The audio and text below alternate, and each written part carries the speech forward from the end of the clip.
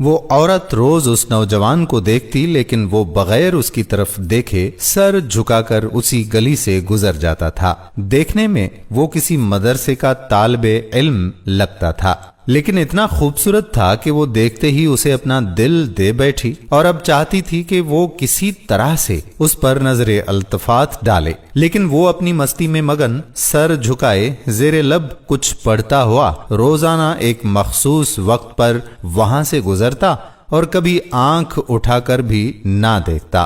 اس عورت کو اب ضد سی ہو گئی تھی۔ وہ حیران تھی کہ کوئی ایسا نوجوان بھی ہو سکتا ہے جو اس کی طرف نہ دیکھے، اور اسے ایسا سوچنے کا حق بھی تھا۔ وہ اپنے علاقے کی سب سے امیر ترین اور خوبصورت ترین عورت جو تھی، خوبصورت اتنی کہ جب وہ باہر نکلتی تو لوگ اسے بے اختیار دیکھنے پر مجبور ہو جاتے۔ اسے حیرت تھی کہ جس کی خوبصورتی کو دیکھنے کے لیے لوگ ترس رہے ہیں، وہ خود کسی کو پسند کرے اور وہ مائل نہ ہو، اس کی طرف دیکھنا گوارا نہ کرے۔ اپنی انا کی شکست اور خوبصورتی کی توہین پر وہ پاگل سی ہو گئی، اور کوئی ایسا منصوبہ سوچنے لگی جس سے وہ اس نوجوان کو حاصل کر سکے، اس کا غرور توڑ سکے۔ آخرکار شیطان نے اسے ایک ایسا طریقہ سمجھا دیا جس میں پھنس کر وہ نوجوان اس کی بات مانے بنا رہ نہیں سکا۔ اگلے دن جب وہ نوجوان اس گلی سے گزر رہا تھا تو ایک عورت اس کے قریب آئی اور کہنے لگی کہ بیٹا، میری مالکن تمہیں بلا رہی ہے۔ نوجوان نے کہا، اماں جی، آپ کی مالکن کو مجھ سے کیا کام ہو سکتا ہے؟ اس عورت نے کہا، بیٹا، اس نے تم سے کوئی مسئلہ پوچھنا ہے، وہ مجبور ہے، خود باہر آ نہیں سکتی۔ نوجوان اس عورت کے ساتھ چلا گیا۔ اس کے وہم و گمان میں بھی نہیں تھا کہ جو عورت اسے بلا رہی ہے اس کا منصوبہ کیا ہے، وہ کیا چاہتی ہے۔ وہ تو اپنی فطرتی سادہ دلی کی وجہ سے اس کی مدد کرنے کے لیے اس کے گھر آ گیا۔ اس کے ذہن میں تھا کہ شاید کوئی بوڑھی عورت ہے جو اپنی کسی معذوری کی وجہ سے باہر آنے سے قاصر ہے۔ نوکرانی نے اسے ایک کمرے میں بٹھایا اور انتظار کرنے کا کہہ کر وہاں سے چلی گئی۔ تھوڑی ہی دیر کے بعد کمرے میں وہی عورت داخل ہوئی۔ نوجوان نے بے اختیار اپنی نظریں جھکا لی کیونکہ اندر آنے والی عورت بہت ہی خوبصورت تھی۔ نوجوان نے پوچھا، جی بی بی، آپ نے کون سا مسئلہ پوچھنا ہے؟ عورت کے چہرے پر ایک شیطانی مسکراہٹ آ گئی۔ اس نے اپنے دل کا حال کھول کر اس کے سامنے رکھ دیا اور کہا کہ میری سب سے بڑی خواہش ہے کہ میں ایک دفعہ تمہیں حاصل کر لوں۔ نوجوان یہ بات سن کر کانپ گیا اور کہنے لگا، اللہ کی بندی، اللہ سے ڈرو، کیوں گناہ کی طرف مائل ہو رہی ہو؟ اس نے اس عورت کو بہت سمجھایا، لیکن عورت پر تو شیطان تھا سوار۔ اس نے کہا کہ یا تو تم میری خواہش پوری کرو گے یا پھر میں شور مچاؤں گی کہ تم زبردستی میرے گھر میں داخل ہوئے اور میری عزت پر حملہ کیا۔ نوجوان بیچارہ یہ بات سن کر بہت ہی پریشان ہوا۔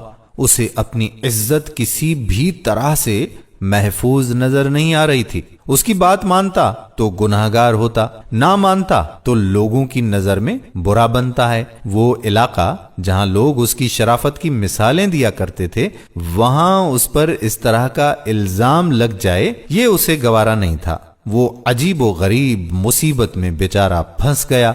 دل ہی دل میں وہ اپنے اللہ کی طرف متوجہ ہوا اور اللہ سے مدد چاہی تو اس کے ذہن میں ایک ترکیب آ گئی۔ خواتین و حضرات، اس نے عورت سے کہا کہ ٹھیک ہے، میں تمہاری خواہش پوری کرنے کے لیے تیار ہوں، لیکن پہلے مجھے باتھ روم جانے کی حاجت ہے، مجھے جانے دیں۔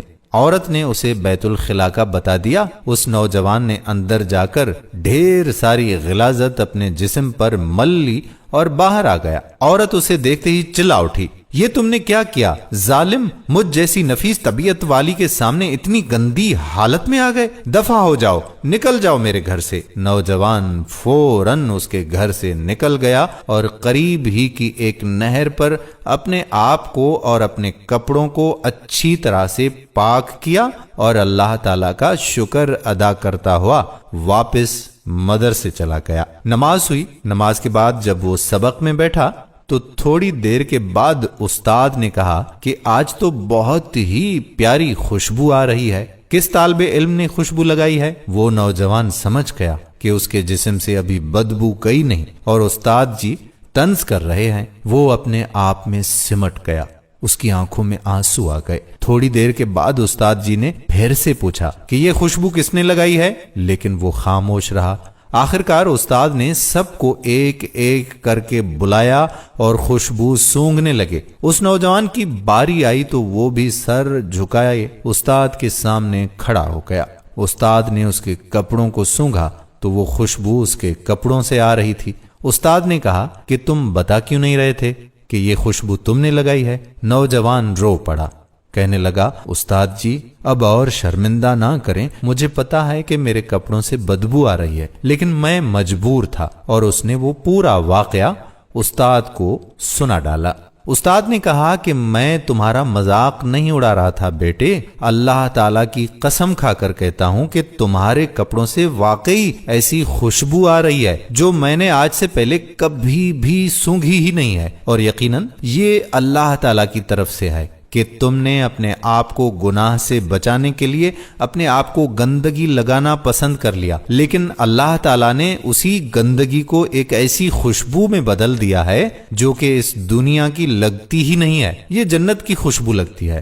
کہتے ہیں کہ اس نوجوان کے جسم سے وہ خوشبو ہمیشہ سے آتی رہی۔ تو دوستو یہ پرہیزگاری ہوتی ہے اور یہ اپنے آپ کو بچانے کا اجر و ثواب ہوتا ہے۔ اللہ تعالیٰ کے ہاں کون سی چیز، کون سا ہمارا عمل کب پسند آ جائے اور اس کے صدقے میں اللہ تعالیٰ ہم پر مہربان ہو جائے۔ تو دوستو تقوی اختیار کریں، پرہیزگاری اختیار کریں۔ آج کل کے دور میں ہماری نوجوان نسل کو یہ پتہ نہیں ہے کہ ہم جو بوائے فرینڈ گرل فرینڈ بنا رہے ہیں اس کا نقصان کیا ہے اور اس کی سزا کتنی بھگتنی پڑے گی۔ براہ کرم آپ اس ویڈیو کو اپنے دوست و احباب کے ساتھ صدقہ جاریہ کی نیت سے شیئر کریں، اور اس لیے بھی اس کو شیئر کریں تاکہ یہ بات کسی نہ کسی نوجوان تک پہنچ جائے۔ اگر وہ اس زنا کے گناہ سے باز آیا تو اس کا اجر و ثواب آپ کو بھی ملے گا اور مجھے بھی حصہ ملے گا۔